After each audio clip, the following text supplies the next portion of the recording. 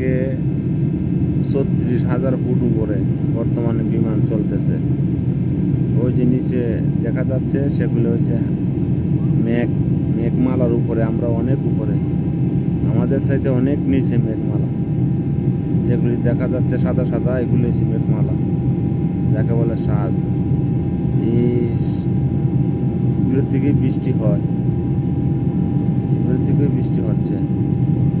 দেখেন অনেক দেখা যাচ্ছে, মাটিও দেখা যাচ্ছে, সাজও দেখা যাচ্ছে, মেঘমালা দেখা যাচ্ছে অনেক দূর দূরান্তে। বর্তমানে 36,000 ফুট উপরে আছে, মাঝিস থেকে 36,000 ফুট উপরে।